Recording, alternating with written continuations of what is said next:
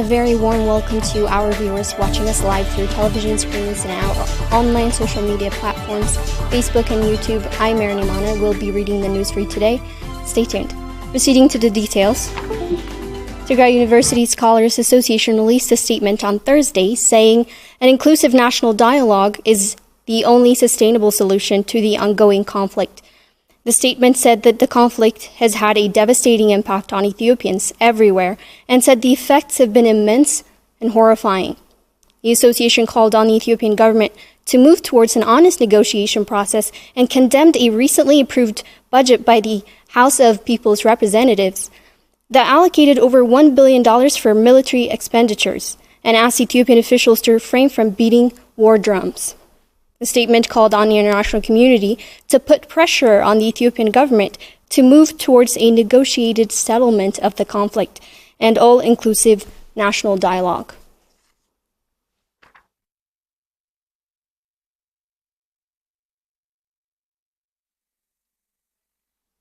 The World Health Organization announced yesterday that an estimated 3.9 million people in Tigray are in need of medical assistance. The organization said that this number had risen from 2.3 million in the first half of December. The report from the organization also highlighted the difficulties aid agencies are facing in providing medical assistance. Christian Lendermeyer, spokesperson for the organization, said that it could be illustrated by the integrated missiles campaign at the end of the January, which had targeted 800,000 children, but was only able to reach 145,000 due to lack of cash, fuel, and cold chain capacity. According to Lendermeyer, WHO is preparing airlift critically needed medicines, medical supplies, and equipment into Tigray, saying that the first batch of shipments are expected to be dispatched this Friday. The year-long war on Tigray has put millions in crises, with an estimated 9.4 million people in need of medical assistance in Tigray, Amhara, and Afar regions.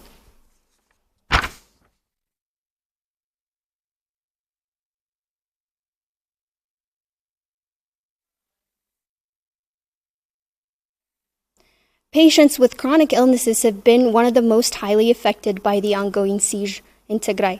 Our reporters spoke with the members of the Association for Diabetic Patients in Tigray, and many members have lost their lives due to lack of medical supplies. Auraga Ratansai has the details. The destruction of more than 80% of health facilities in Tigray, accompanied by a subsequent siege on the region that has blocked basics including medical supplies, has endangered the lives of the most vulnerable members of the community, including children, the elderly, and chronic patients. Patients suffering from diabetics have been one of those most affected, with medication and testing equipment unavailable for much of the conflict. There are two types of medications for patients suffering from diabetics. There is one in the form of tablets and another in the form of injection. Both are inaccessible.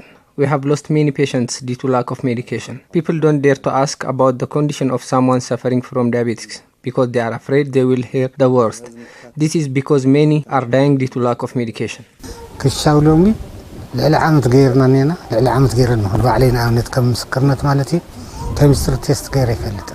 It's been over a year since I have had a chemistry test. Patients suffering from our conditions don't just take medication for diabetics, but also other illness that may be caused as a result. We need medication for illness such as hypertension and ASA81 medicines. But all of this is out of stock now. Patients who take this medication in the form of tablets are unable to access it, and so many are simply awaiting their days, while many have already died. According to the Association of Diabetic Patients in Tigray, there had been over 2,000 patients receiving care at either referral hospital before the start of the conflict, many of whom are now unable to receive care.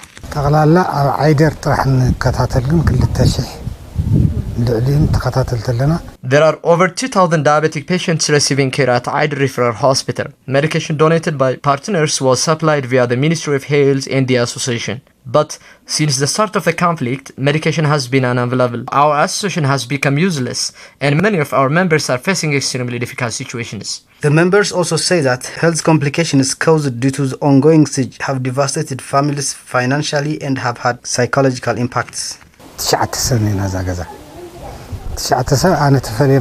There are 9 of us in my family. I am the only source of income. So it is not hard to imagine what could happen if I were to die due to lack of medication.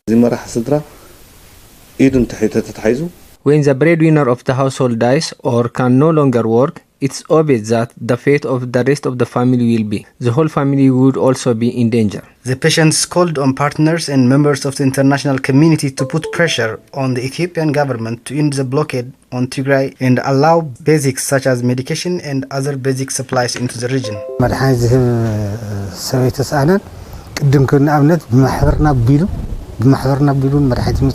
We are not suffering because there is no one to donate medication. We are suffering because of the blockade. We used to receive medication through our association and the Ethiopian Ministry of Health before. But since the outbreak of the war, there has been no way to reach Tigray. The world needs to find a way in and deliver much needed medical supplies. According to a report by the World Health Organization, the situation in Tigray remains critical, with 3.9 million people in need of health assistance, up from 2.3 million in the first half of December. On April 3, 2021, Eritrean soldiers would commit a gruesome massacre in Lale Koraro, killing 142 civilians in broad daylight. We spoke with the families of the victims that shared the event of that horrific day with us. Haile Gabru has the details. In the month of April last year, Eritrean soldiers would commit yet another horrific act of massacre in the northwestern part of Tigray, La'alaya Koraro, where 142 civilians were brutally murdered. April 3, 2021 still remains to be the darkest day to Ma'asho Hailai, a resident of La'alaya Koraro. Her two sons, named Mabrahatum Gabra Xavier and Mulu Gabra Xavier, both teachers, have been killed by the barbaric Eritrean troops in the same day and place while returning from the nearby Abuna Tekla Haymanot church. Families of the victims who witnessed the horrors of the massacre have this to say. The vicious Eritrean troops have brutally murdered my sons in a single day. My son, teacher Marwahtum, tried to beg them to leave his brother alone. However, they gave him a deaf ear and shot them both dead in front of my eyes. Mulumurus is also a victim who witnessed the horrors of the massacre. Her priest husband, Brahana, was on a riverbank taking shower. Without the slightest clue, he was met by the Eritrean soldiers and got killed on the spot. His wife, Mulu, remembers. I was vigorously begging them to be merciful. However, they tied up his legs and arms with rope and killed him at 4 p.m. Imagine how heartbreaking it was. Though this happened in a broad daylight, it still is the darkest of all days to me. Denawi Ibrahim is the other victim of the atrocious massacre of La'alaya Koraro. Her son, named Anwar, was killed by the Eritrean troops while returning from mosque. My son went to mosque with his friend named Bakr. Then a gun was fired while they were praying. It is our tradition not to stop praying whatever sound you may hear. They managed to get it over with their prayers, but they were slaughtered like sheep on their way back home. It was the most gruesome experience to me. My name is Anwar. Eritrean troops came while we were coming back home from mosque. When I heard them talking one another, they fired a gunshot over me as I tried to turn back. The bullet hit me and went through this part and penetrated this way. Thanks to Allah, I have survived. Barihu Abarra, command post chairperson of La'alaya Koraro district, summarizes it all as follows. Figures from the district shows that over 142 civilians have been killed by the invading Eritrean troops at district level. Victims weren't killed because of their political adherence, but because of their ethnic background. Women have been raped and properties have been vandalized. Mothers were keeping dead bodies for 5 to 6 days for the fact that the soldiers wouldn't allow them to bury the dead. Some of them were eaten by hyenas. Some of the bodies were also burnt down by Eritrean soldiers in different vicinities found under the La'alaya Koraro administration. Furthermore, thousands of goats and sheep of farmers were slaughtered and robbed. It is believed that there still are so many other more untold tragic stories of massacre in La'alaya Koraro district that will uncover in time. The 8-month-long occupation of Tigray by the allied Ethiopian and Eritrean forces had resulted in gross violations of human rights, with these forces taking part in the killing, torture of innocent civilians. Our reporters visited district of Adadaro in the northwest Tigray, where the Eritrean forces killed over 24 civilians in a single day. Salome Takhlai reports. The almost 8 months long occupation of Tigray by Ethiopian and Eritrean forces was marked by unspeakable atrocities ranging from massacres, rape, and the deliberate destruction of health facilities. We visited Tzada Ambora in Adidaro, northwestern Tigray, where Eritrean soldiers killed over 2,000 civilians on June 18, 2021. We ran as the killings began. They killed my husband, his little brother, and my cousin. They killed 27 people in a single day. My son's name was Maucha Haddish. He was murdered by Eritrean troops on June 18, 2021. We had to wait 12 days to bury him because they wouldn't allow us to. He was married and had 3 children. Birnesh Mahari, another resident of Adidaro, says she lost 2 children at the hands of Eritrean soldiers. Birnesh says she witnessed as the Eritrean soldiers killed one of her sons. We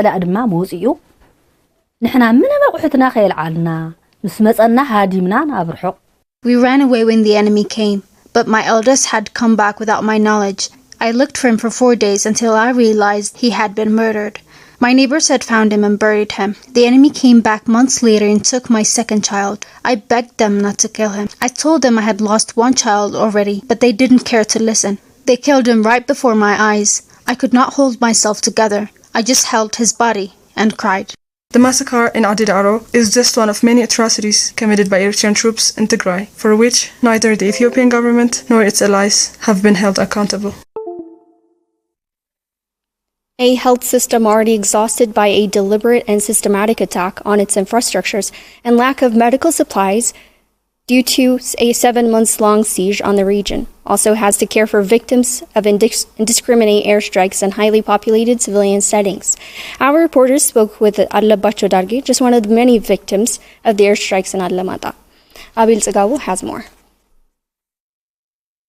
The 15-month-long conflict in Tigray has had a devastating impact on the health system. A deliberate and systematic attack on health facilities across the region, accompanied by a blockade on all essential goods, including food aid and medication, has resulted in the near-total collapse of a health system built over 3 decades of investment. But the crisis has been further exacerbated by continued air bombardments on highly populated civilian installations. Allabacho Darge is a resident of Allamata, a city in southern Tigray, where he owned and ran a small shop, but an airstrike on December 16, 2021 would forever change his life. It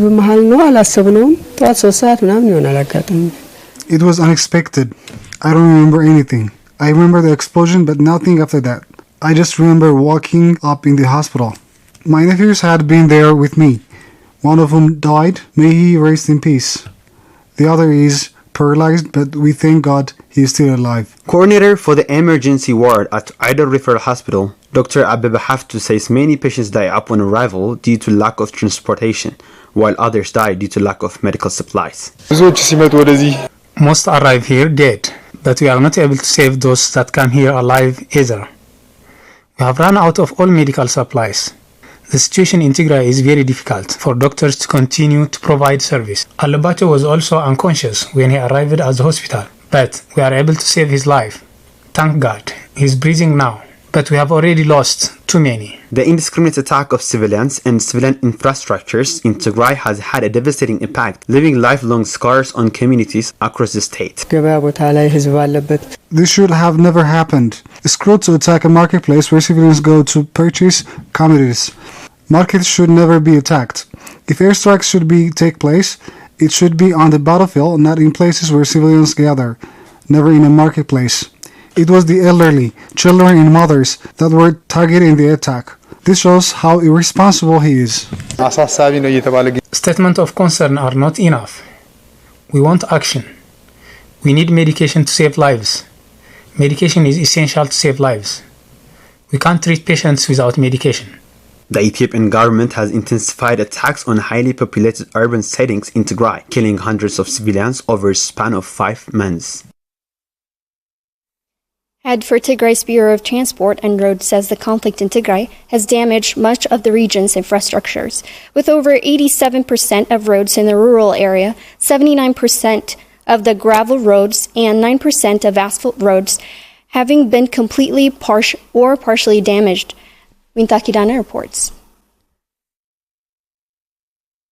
The ongoing conflict in Tigray has deliberately targeted massive infrastructures across the state, built over a span of 3 decades. Almaz Gebretzadeh, head of Tigray's Bureau of Construction, Road and Transportation, says that the war has severely damaged roads and ongoing projects in Tigray.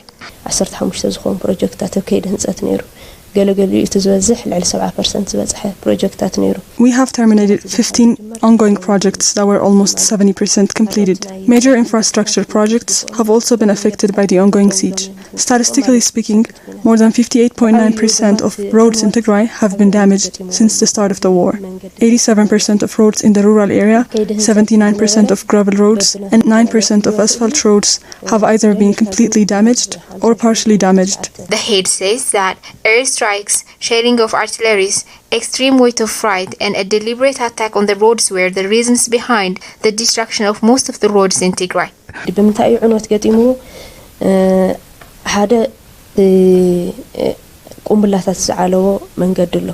We made a sample research on the cause of destruction, and we found that airstrikes, arbitrary shelling, and extreme weight of freight wore off and cracked asphalt roads.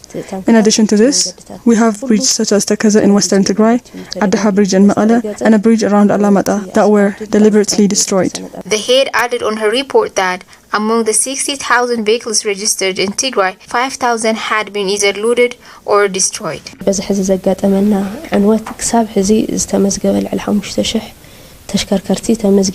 So far, more than 5,000 registered vehicles were either looted or destroyed, but this is a rough estimate. We expect to find further damage when we are able to more thoroughly investigate the matter. 49% of vehicles were looted, while the rest were burned. For the past 7 months, Tigray has been under siege. And this isn't your usual siege where government blocks all roads coming in and out of a particular city or state. No, this is the most comprehensive siege of the 21st century. Everything has been blocked. Food, commercial goods, Urgently needed aid, Medical supplies, Really, if you can name it. the Ethiopian government has blocked it. and also banks. The Ethiopian government has blocked banks in Tigray from accessing their customers' information. So yes, Tigrayans are deliberately being denied access to their savings. And also, hospitals and pharmacies are running out of all medical supplies. Hospitals don't have insulin. Anesthetics, antibiotics, Glucose, they don't even have oxygen. Also, there's no fuel in Tigray. not for ambulances, Not for 8 trucks attempting to distribute food to the 5 million people in need. not even for hospitals to run their generators with. the Ethiopian government has repeatedly attacked The Takaza hydroelectric dam. the only source of power supply in Tigray, Using drones given to it by the United Arab Emirates. Iran, And Turkey. But imagine, all this is happening and you can't tell anyone about it. Imagine not being able to hear the voice of your friends and family members. imagine you're not able to reach out to the people you love and care for. It's important to remember that everything you've heard about Tigray has been despite a communication blackout that has lasted as long as the deadly conflict. The videos of massacres, The stories of sexual violence, the cases of malnutrition, everything has been while under a complete communications blackout. A complete blackout. no internet, No cell services, no landlines. Nothing. There's absolutely no way for you to communicate with someone in Tigray. so you must be asking yourself, How there's still a television station running from Tigray. How are we still here? We have no salary. transportation is non-existent Airstrikes are almost daily occurrences. and life overall is unimaginably difficult. But we still manage to make it to work. And that's because we believe that if you knew our story, you'd care to act. We here at Tigray Television want to bring the stories of ordinary Tigrayans to you. we want you to learn about what's been unfolding in darkness. And we want to help you imagine what life is like under siege. And we're doing this despite all the obstacles because We trust you care about humanity, About the struggles of people you've probably never met, about us, and the millions more in dire need of humanitarian assistance. but also because we never want to hear you say, You didn't know.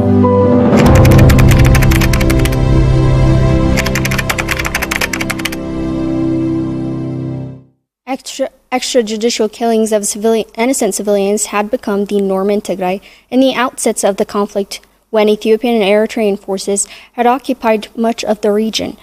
One of such victims was Mulgeta Yusuf, who was just days ahead of the Ethiopian forces' withdrawal from Tigray's capital. Kurram Waldeberhan has the details.